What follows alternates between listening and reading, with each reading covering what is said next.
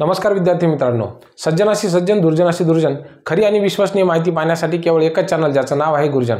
विद्यार्थी मित्र, आजच्या व्हिडिओच्या माध्यमातून आपण जाणून घेणार आहोत की काल सन्माननीय मुख्यमंत्री देवेंद्र फडणवीस साहेब यांनी यांच्या प्रमुख उपस्थितीमध्ये महाराष्ट्राचे सन्माननीय शिक्षण मंत्री दादा भुसे साहेब यांनी येत्या 100 दिवसांचा आराखडा माननीय मुख्यमंत्र्यांसमोर या ठिकाणी सादर केलेला आहे।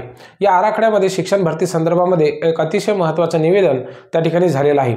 या व्हिडिओच्या माध्यमातून आपण जाणून घेणार आहोत की नेमके आपले शालेय शिक्षण मंत्री दादा भुसे साहेब यांनी शिक्षण भरती संदर्भामध्ये नेमकं काय विधान केलेलं आहे आणि मुख्यमंत्री साहेबांनी त्या संदर्भामध्ये काय आढावा घेतलेला आहे।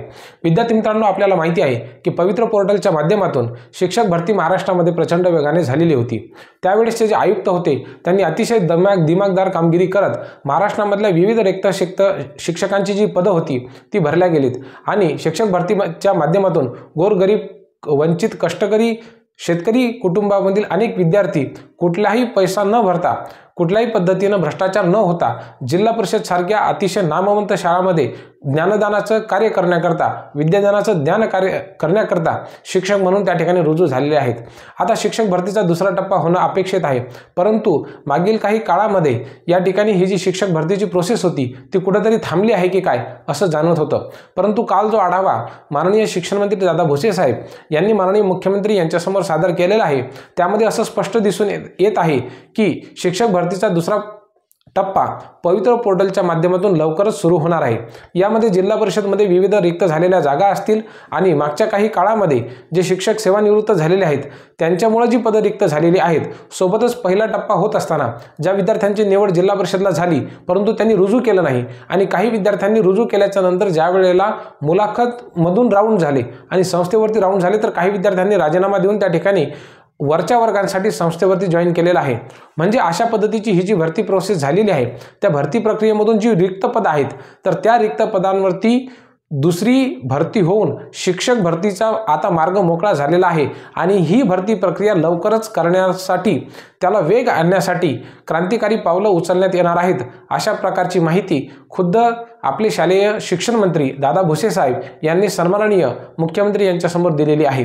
त्यामुळं माननीय देवेंद्र फडणवीस यांच्या मार्गदर्शनामध्ये महाराष्ट्राचे शालेय शिक्षण मंत्री दादा भुसे साहेब यांच्या मार्गदर्शनामध्ये महाराष्ट्रातील अधिकारी वर्गाने लवकरात लवकर हा शिक्षक भरतीचा दुसरा टप्पा सुरू करावा, जेणेकरून टेटचं जे तिसऱ्या टेटचं आयोजन आहे ते सुद्धा महाराष्ट्रामध्ये लवकरच होईल। कारण की महाराष्ट्रामध्ये अनेक पदं ही रिक्त आहेत आणि काल जो आढावा घेतलेला आहे त्यामध्ये महाराष्ट्राचे सन्माननीय शिक्षण मंत्री दादा भुसे साहेब यांनी सांगितलेलं आहे की महाराष्ट्रामधल्या शालेय शिक्षणाला बळकटी देण्यासाठी शिक्षकांची पदभरती होणं खूप गरजेचं आहे आणि महाराष्ट्रामधील शिक्षणाचा दर्जा जर वाढवायचा असेल त्याला निश्चितच दिल्लीसारख्या, केरळसारख्या राज्यांमधल्या शिक्षण व्यवस्थेसारखं जर करायचं असेल तर निश्चितच कुठेतरी त्याला अधिक बळकटी देणं आवश्यक आहे आणि ही बळकटी देण्याच्या कार्यामध्ये शिक्षकांची संख्या, त्यांचं कार्य अतिशय बहुमोलाचं असतं आणि त्यामुळं शिक्षकांचं कार्य कुठेतरी थांबू नये।